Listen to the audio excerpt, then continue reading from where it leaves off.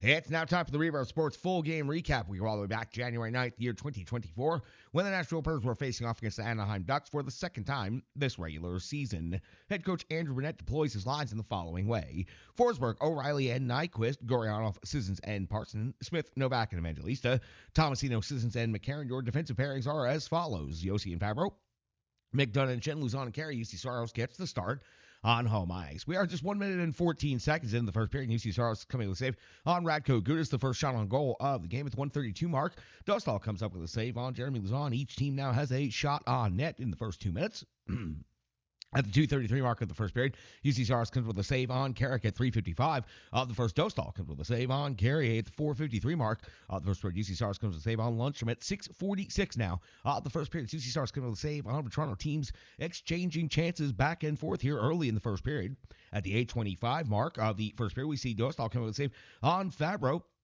At the 9:04 mark of the first, we have our first penalty of the game in our first special teams scenario. Strome was off to the box for Anaheim 2 minutes for tripping on the captain, Roman Josi. An incredibly strong shift by the Predators. Good zone time and pressure led to a tired Anaheim defense, ending up taking a penalty. On the power play for the Nashville Predators, one good scoring chance. Dostal would stop Nyquist, but that would be it.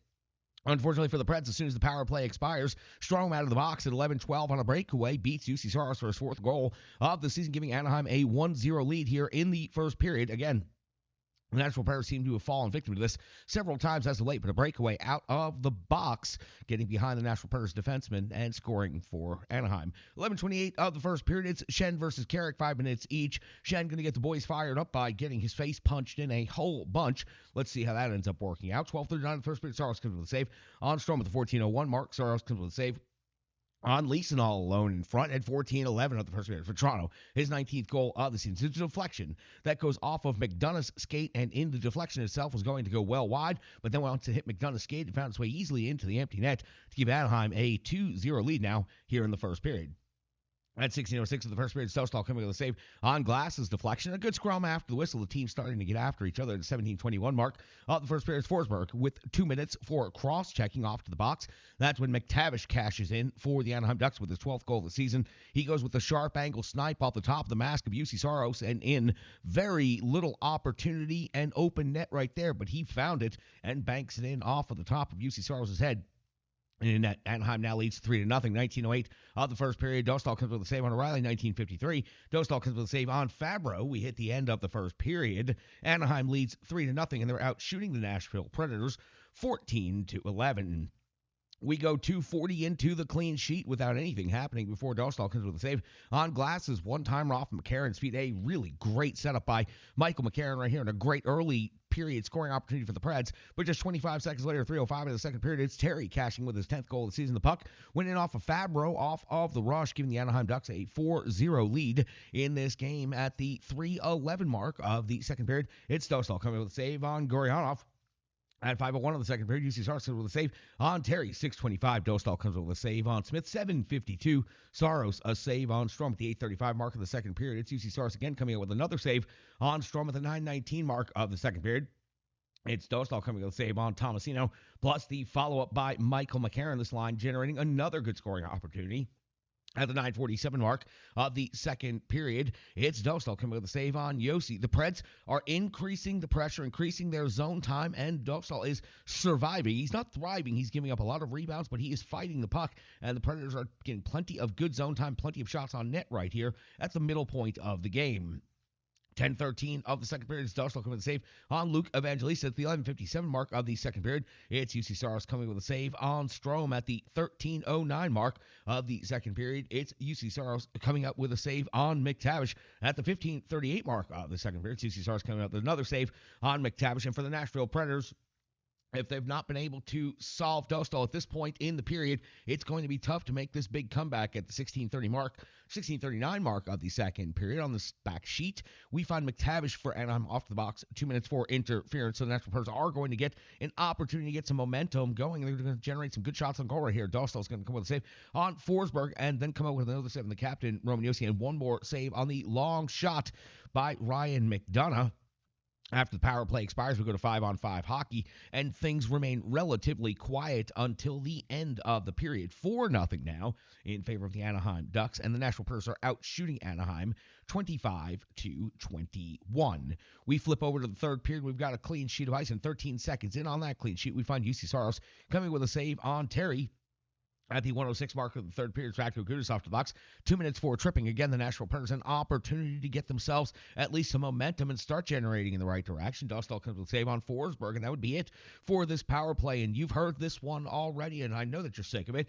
At 3:18, fresh out of the box, Radko Gudas gets a partial breakaway, and he ends up getting his own rebound and wrapping it around and banking it in off of one of the Nashville Predators player. Again, Radko Gudas' sixth goal of the season. He's also scored against the Nashville Predators in their previous meeting of the season. So Radko Gudas out of the box, partial breakaway, and then gets his own rebound, wraps it around, banks it in off of the Predators, and in 5-0 now in favor of Anaheim. At 8:23 of the third period, it's Glass off the box. 2 minutes for hooking. UC Saros dialing in right here, coming up with a huge save on Henrique, and then UC Saros comes up with a save on Vetrano at the back post. Maybe UC Saros' best save of the entire game, one of the only saves of the game that he made.